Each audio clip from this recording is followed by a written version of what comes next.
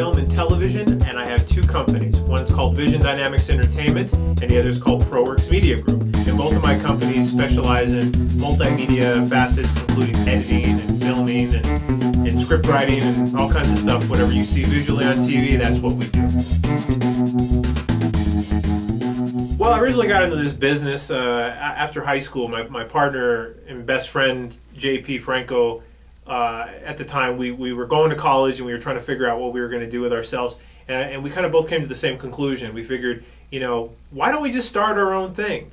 Rather than trying to go to LA and work our way through the production ranks, you know, we just felt that we had enough talent and we had enough, you know, kind of, I guess, gusto and enough interest in it. We could just kind of learn things on our own and start our own company. So we did. We made our own film. And we had a premiere for it, and next thing you know, we had people lining up out the door to see a movie that we made, and it was a magical experience. And we said we can kind of turn this into a business model.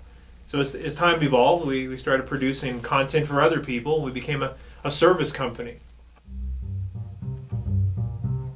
Well, I think the first time I sat in a theater and I watched a movie that we made, and you felt the energy in the room, that's when I realized that I really wanted to be a director.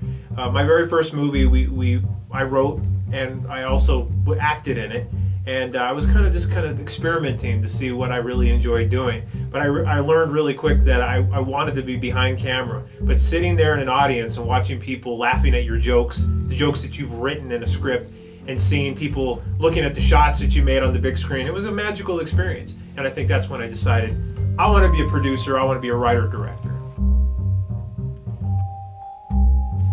I think with this movie, You People, I came into it with a different attitude.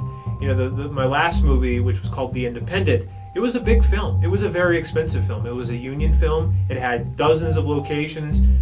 We were shutting down portions of Las Vegas Boulevard to film the movie, and I think I took myself very seriously, you know, in terms of being a filmmaker. And I think that you got to relax a little bit, and you got to kind of take things with a grain of salt. You got to be, I think, a little more easygoing, and you got to enjoy the experience. And with You People, I was able to kind of put down that facade that I'm a filmmaker and everything has to be my way. I brought that down a lot, and I think that I had a lot more fun in doing that. You know, and it shows. I think when you can see a movie that people were having a good time working on, I think that energy translates to the screen. I think it really does. Whereas the last one, you know, it was kind of like we were forcing it. You know, we were kind of forcing that because everybody was on edge. And a lot of that was myself and the other producers involved. Just too high strung. Our latest film, You People, is a satire on racism, and we use a board game as kind of the prop, the MacGuffin, if you will, of the story plot. These guys create this offensive board game that causes America to kind of question itself on the topic of racism. These days, you need something outrageous to get people's attention. Let's make a game that's going to cause a shitstorm of criticism, something that our mothers would be ashamed of. It's got to be taboo. It's got to be shocking. What about a game called You People? Why don't we start with 50,000 units of You People, the board game? You People. You People. You People. You People. That's a great name for a board game. My name is Felix. I'm a game designer and the secret recipe behind some of the world's most successful board games. You're the You People guy. Hot dog! This is Patty, and this is Jerry, and the three of us are the creators of the world's most offensive board game. We're the best goddamn game developers in the industry. This is certainly an interesting game. Yeah, I kicked your ass, half-breed. Our lives were instantly changed. Can you imagine it? The three of us getting together and creating the world's most offensive game like that? It was like the world went crazy overnight. Never in my life have I seen a product with such a high demand. I'm here today to ask people around the country to destroy any copies of this rather trashy game called You People. Hey, you people! Got some death threats for you. They want us dead. You People is a game. I ought to put my foot up your ass, woman. Oh, hell no, Halle Berry. Halle Berry? Halle Berry. A Hispanic man punched an Asian man in the face. I hope you get herpes. Do you not get it, man? We have caused the entire country to go into racial unrest. The whole country is talking about it. You people. One more bubbly comment out of you, and I'm gonna rip your head off. We're gonna put a complete ban on this game. That's fast talk. It's raining. No work today. Mexican back two spaces.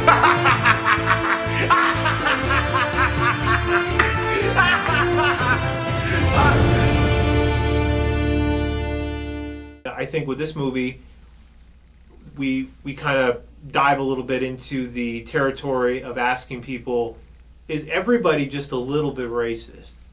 You know, I think that is a question that society needs to ask. I mean, we do a great job at covering some of our own emotions and things. You know, we're politically correct, you know, but is that just kind of camouflaging the whole bigger picture? You know, do we still make decisions based on what we think, you know, what we think about a particular group of people?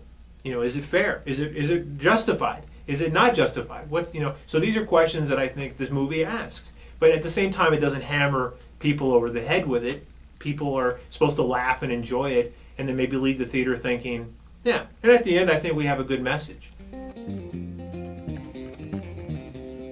We're lucky that we're in the year 2010, where you have 1,000 different options of self-distribution. I mean, you have the web, for example, that you can have your own store on your website, that you can sell your merchandise. So the venues, there's enough venues out there. You have different websites that will sell your DVDs to various distributors, and you get to retain all the rights. Websites that you can sign up that are free. But the question is that it's not really where you can put your content. You still have to get the people to those stores. You know, so it's really about the connection that you're making with your fans. And we try to do that on sites like Facebook and Twitter. We try to connect personally with our audience base. Because, you know, when they're buying that movie, they're not just buying a movie because it sounds interesting. They're also buying that movie because they may know who we are, or they may feel a connection with us. They want to get to know who we are as artists. And I think that's the new form of business model I think independent filmmakers should follow. Yeah, I mean, you know, there's a reason why they call it the movie business. You know, it's the movie business. It's not the movie art industry. There's a business side to what we do. In fact, the majority of movie making is about marketing. You know, you've seen some really bad movies that you've seen so many ads on television and newspapers on that makes you think, hey, it's got to be a good movie if they're spending this much money to advertise. You know, so it's really about marketing. It's about business, and then there's a good portion that deals with the creative side, but a majority of it, yeah, it's all about business. And you know, especially if you want to make a living and pay your bills and enjoy doing what you're doing. You know, if you want to just make movies and you know, you're independently wealthy and you can afford to do that, great. You know, great. But for the rest of us schleps that have to get up and pay the bills every day, you know, you gotta figure out what you're gonna do to motivate some income with your product. Well, first off, if you're going to get into this business, you have to, number one, remember, that it is a business, and that you have to have all of the elements that any other business would have. You would have to have a plan, you would have to have a financial goal, you would have to have a marketing strategy, and you would also have to have, you know, the understanding of who you're making your product for. And if you don't have those things in mind, then you're not ready to start blowing thousands of dollars on stuff. You know, don't go out and buy a bunch of camera equipment and editing software unless you really kind of know what it is that you're doing with yourself. You know, and I made that mistake. You know, all I knew is I want to be a filmmaker, so I'm just going to go out and buy a bunch of stuff. And I did that. And it took me 5 years to pay all my credit cards off and stuff. You know, and you know, I look back saying, God, I probably could have saved more money and been a little more efficient had I would have thought about things in a little bit more of a business aspect of it. But nobody ever tells you that. So I'm hoping that if anybody's watching this who's going to go into independent filmmaking, think of it like a business. No different than any other business out there. You know, once you get into it, you realize it's an amazing business to be in. But it's like anything else. It's hard work.